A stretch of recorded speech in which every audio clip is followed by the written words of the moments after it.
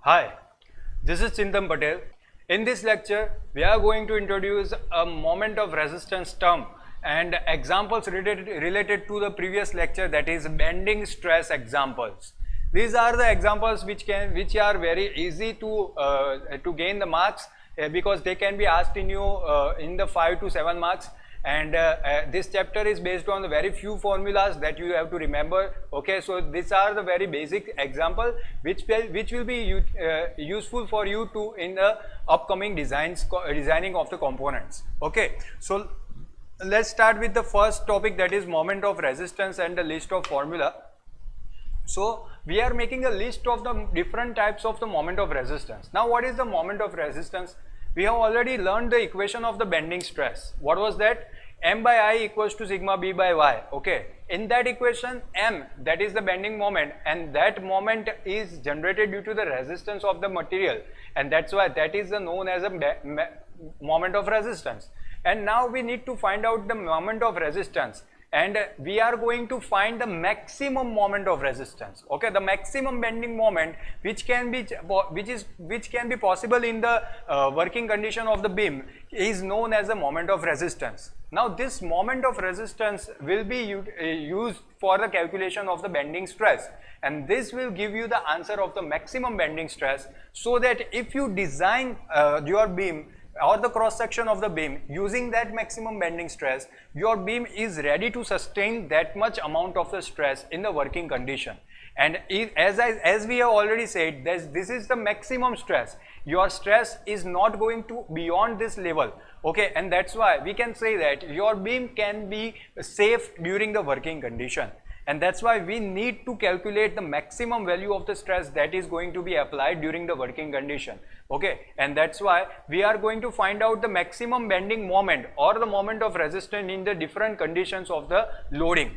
So we will see first type of a loading, that is the simply supported beam with the central point load.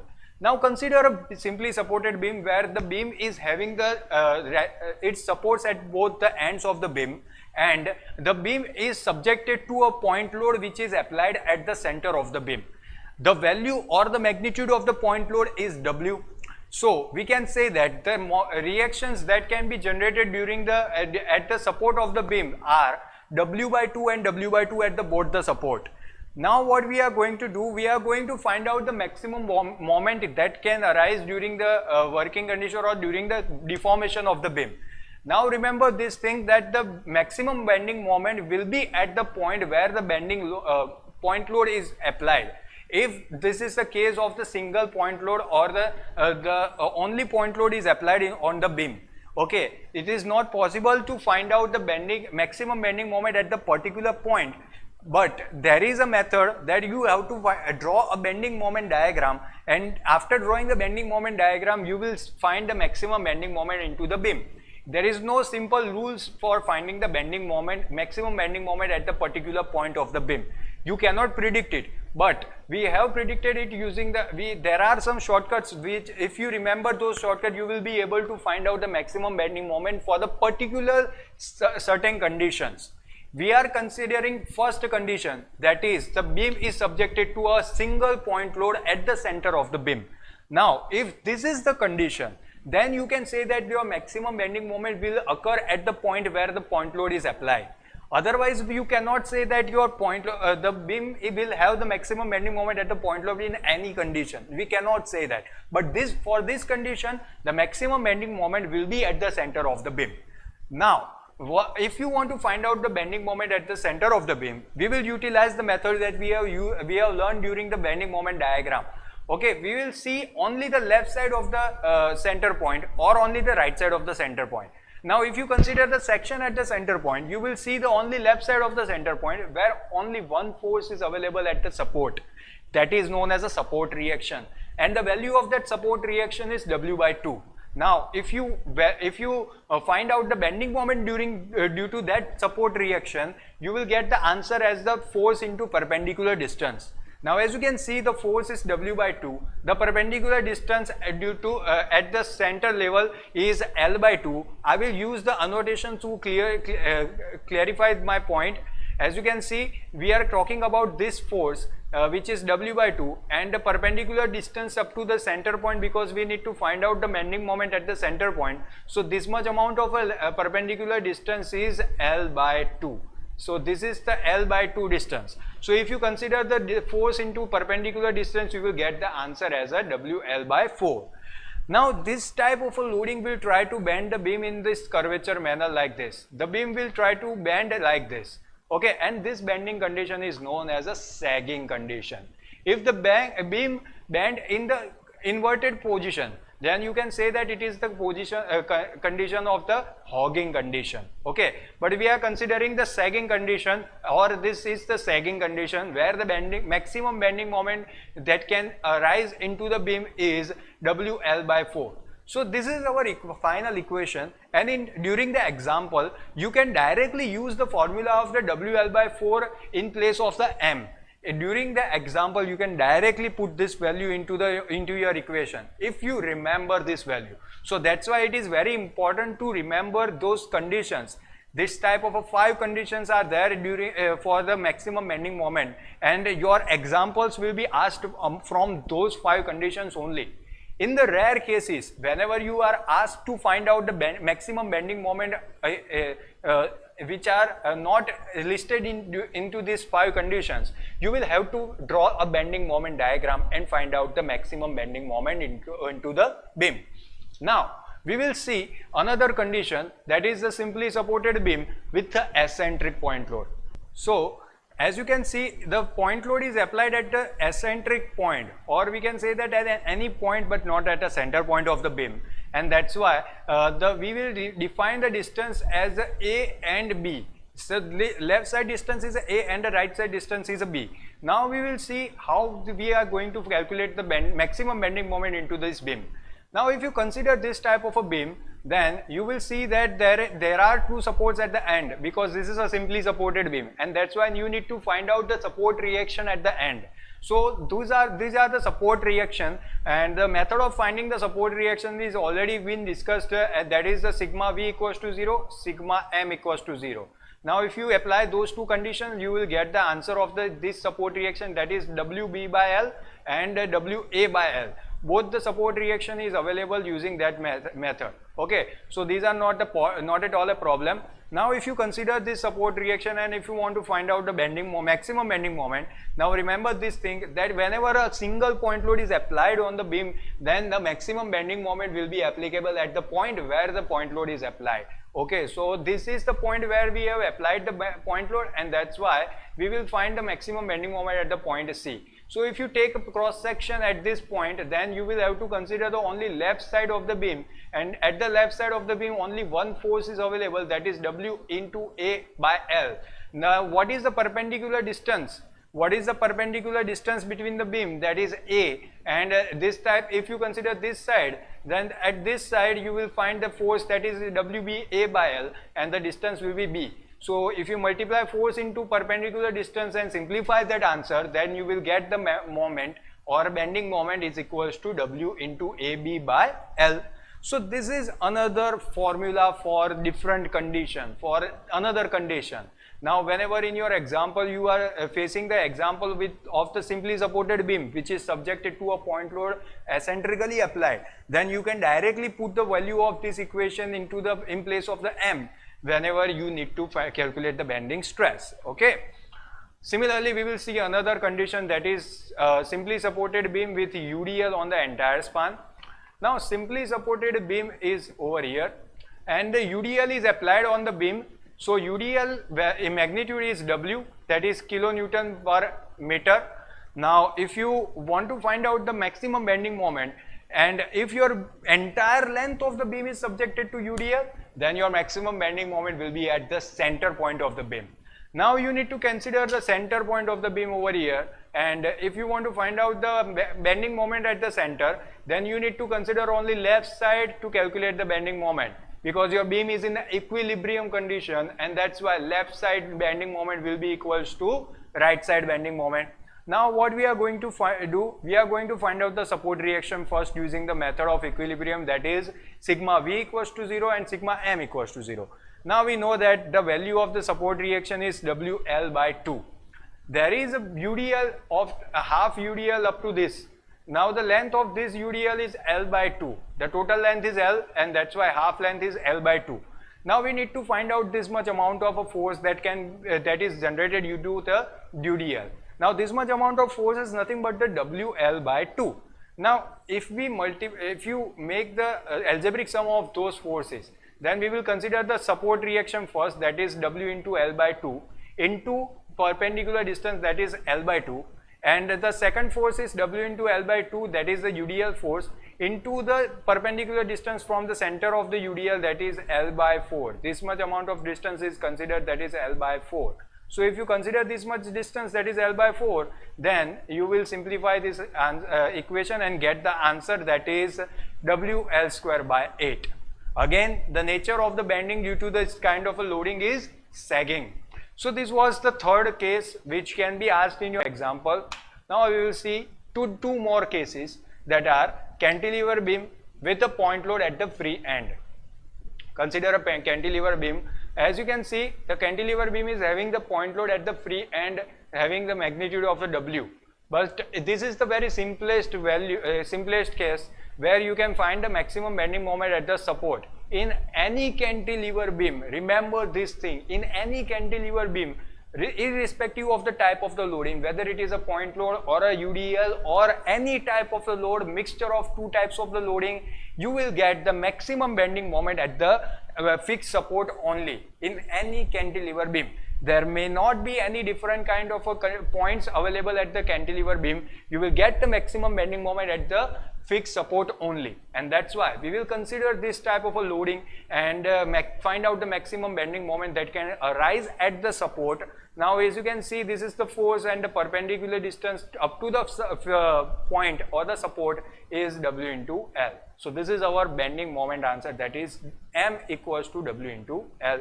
This is the hogging condition. Now cantilever beam with a UDL on the entire span. Consider this type of a cantilever beam with the UDL on the entire span.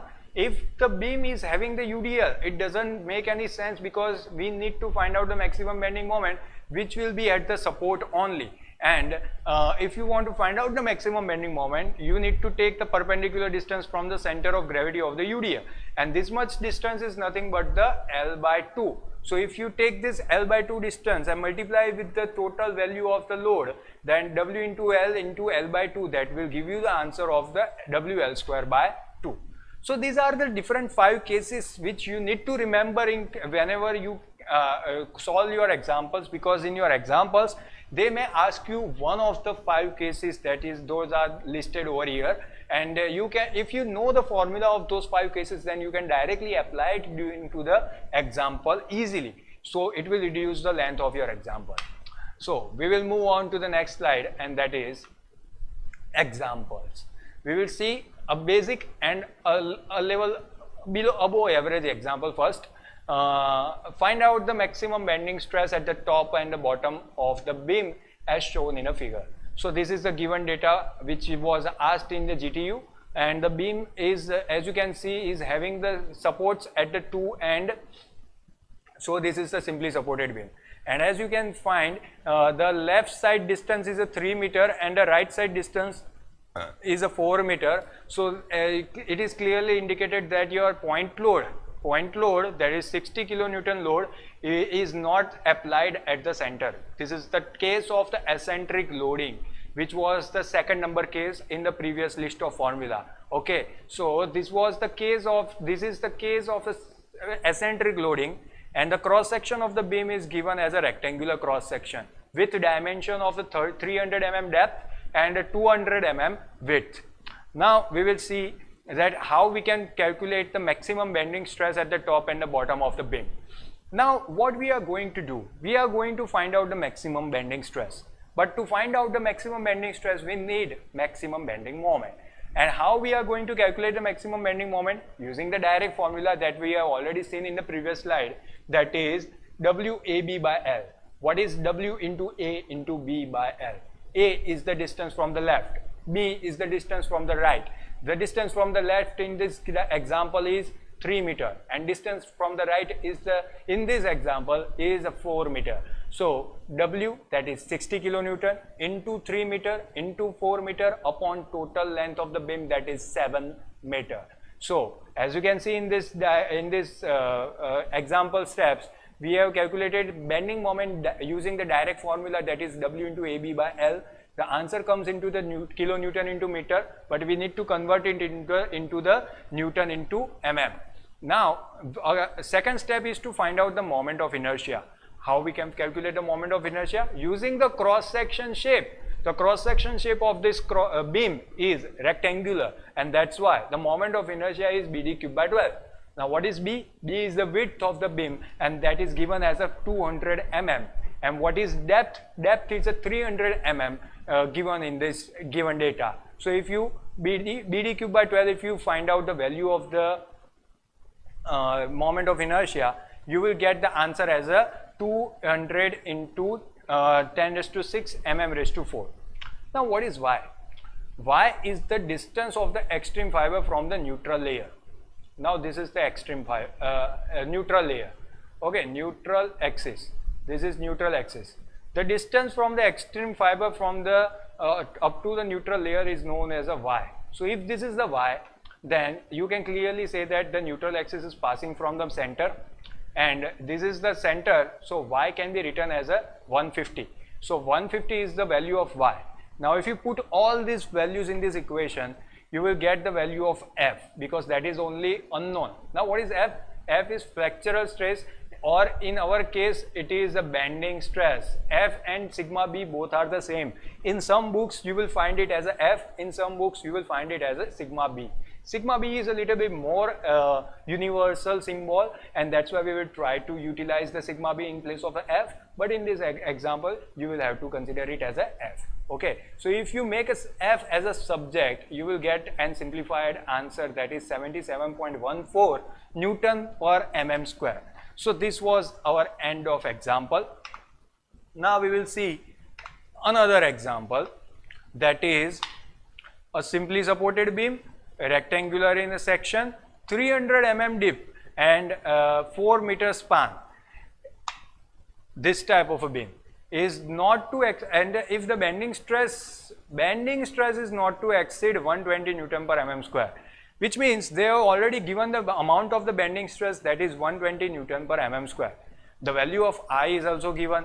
Find out the UDL per meter which the beam can carry.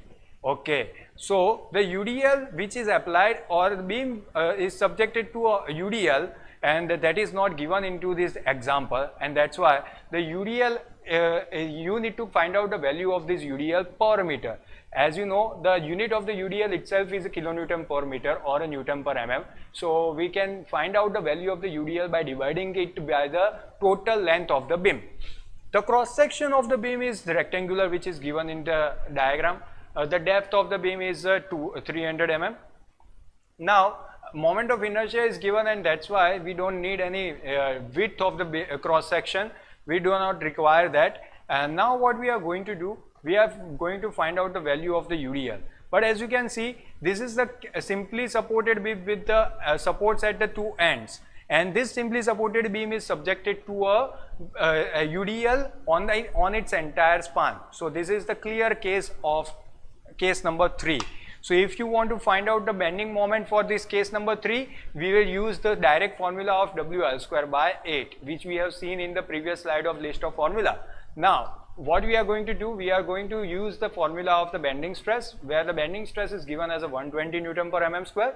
Now the value of the 150 is achieved from here. You can directly use the value of Y, and moment of inertia is also given. So the only constant that unknown that is not given into this equation, that is m, which can be easily calculated using your calculator. Now if you want to find out the UDL value, then utilize this equation, direct equation, m is equals to WL square by 8, where L of the beam is 4 meter. So we need to convert the 4 meter into the 4000 mm. So we have converted it into the mm, so that we can get the answer into the Newton per mm. Okay, so if you see in this equation, the only unknown which is remaining unknown, that is W. If you make it as a subject and simplify the equation, you will get the answer as a 3.2 Newton per mm. So this is our answer of the UDL that the beam can carry, or this is the maximum UDL that the beam can carry. So if you want to convert it into the kilonewton per meter, it is nothing but the same, that is 3.2 kilonewton per meter. So this was the end of our example, and we conclude our lecture over here. Thank you.